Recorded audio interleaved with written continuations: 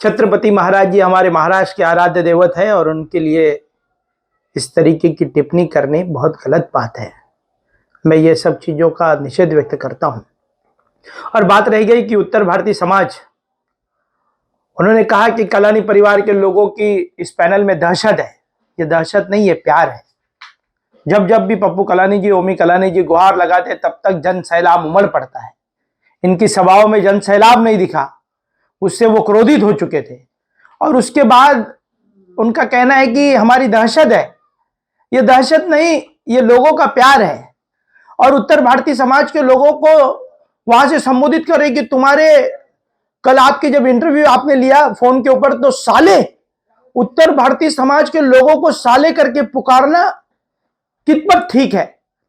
जिस समाज ने हमारे शहर के लिए इतना बड़ा योगदान दिया, महाराष्ट्र के लिए इतना बड़ा योगदान दिया, और उस मंच से बड़ी बड़ी बातें करते कि इनकी दहशत खत्म करने के लिए तुम्हारे एक एक के घर पर बंदूक है, तुम डरते क्यों हो? मतलब एक तरफ उत्तर भारतीय समाज के लोग, सबसे ज्यादा उत्तर प्रदेश से आईएएस अधिकारी, आईपीएस अधिकारी, डॉक्टर्स, इंजीनियर, इतने बड़े बड़े तबके के अधिकारी हमारे समाज के, उत्तर भारतीय समाज के, और दूसरी तरफ ये गुनहगारों को बढ़ावा दे रहे हैं, गुनहगारी की वृत्ति बढ़ा रहे हैं, गुनहगारों को ऊपर ला रहे हैं। गुनहगार हमारे पास है या नहीं हो, बात की बात है।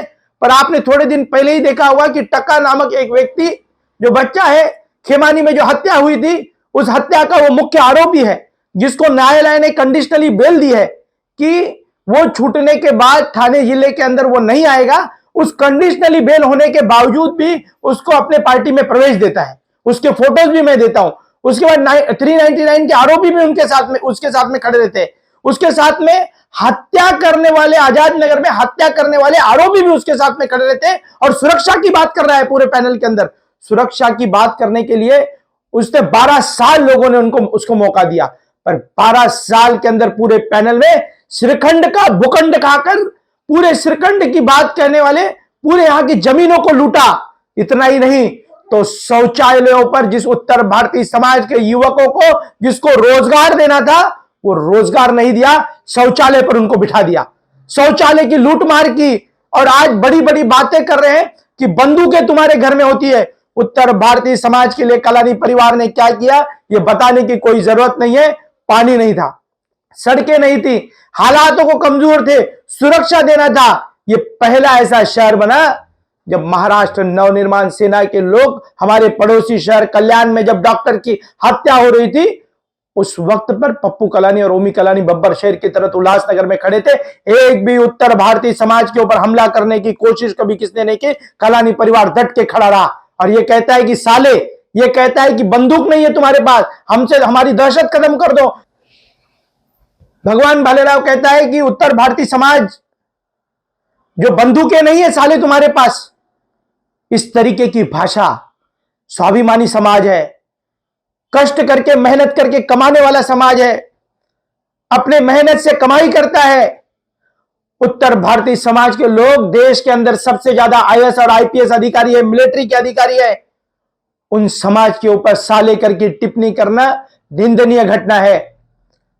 इस पूरे पैनल की सुरक्षा के लेकर बात करूं तो बोलता है कि क्राइम बढ़ गया है, कलानी की दहशत खत्म कर दो। कलानी की दहशत नहीं, कलानी का प्यार है। प्यार होने के नाते हम लोगों को बार बार लोग चून कर दे रहे हैं। घबराहट नजर आ रही है उत्तर भारतीय समाज के ऊपर। जिस तरीके की टिप्पणी की, क्राइम कम करने की बात की, मैं क्राइम के ऊपर बात करना चाहता हूं कि जो व्यक्ति कंडीशनली बेल के ऊपर खेमानी के हत्याकांड का मुख्य आरोपी, जो ठाणे जिले के अंदर कहां पर भी उसको आना नहीं है, उसको वापस लाकर खुद की पार्टी में भगवान भालेराव प्रवेश करता है। भगवान भालेराव के इधर गिधर रहने वाले हत्याओं के आरोपी है, 399 रॉबरी के आरोपी है, उनको साथ में लेकर घूमकर यहां पर दहशत का माहौल जमाना चाहता है। यह दहशत को खत्म करने के लिए हमने संकल्पना ली है। यह दहशत को मुंह तोड़ जवाब देगी उल्लासनगर, यहां के पैनल की जनता। और मतदान के माध्यम से उनको, पहले भी जब आमदार का चुनाव लड़ा था भगवान भालेराव, तो तीसरे क्रमांक में लोगों ने 700 से 1000 के बीच में सिर्फ वोट रखे थे। मैं उनको खुले तौर पर चैलेंज देना चाहता हूं कि होगी हिम्मत तो आने वाले मनपा चुनाव में भारतीय जनता पार्टी का सहारा न, बिगड़ सहारा के खुद अकेले मैदान में आ जाओ। जमानत जब्त नहीं की यहां की जनता ने, तो मैं मानूंगा कि यहां की जनता बहुत समझदार है। जमानत जब्त हो जाएगी बिगड़ भारतीय जनता पार्टी के सहारा। हार तो तय है, पर भारतीय जनता पार्टी का सहारा नहीं मिला तो उत्तर भारतीय समाज को याद रखना होगा कि जिस भगवान भालेराव ने तुमको साला बोला, जिस भगवान भालेराव ने तुमको बंदूकों, तुम्हारे घर में बंदूक है, हमारे उत्तर प्रदेश के अंदर यहां पर रहने वाला उत्तर भारतीय समाज जिसके घर में आईएएस और आईपीएस की किताबें पड़ी रहती है, उसको बंदूक का और दहशत का सहारा लेने के लिए कहा जाए कि मैं नहीं इनको मिटा सकता हूं, तुम मेरे साथ आ जाओ, तुम अपने बंदूकों को ले लो, तुम बेरोजगार अपने जो युवा है उन बेरोजगार युवाओं को रोजगार की बात ना करके तुम अपने हाथों में बंदूक लो और मुझे चुनाव जिता दो। ऐसे उत्तर भारतीयों के समाज का अपमान करने वाला भगवान भालेराव खुद के स्वार्थ के कारण आपके समाज के बेटे को अपराधी बना रहा है।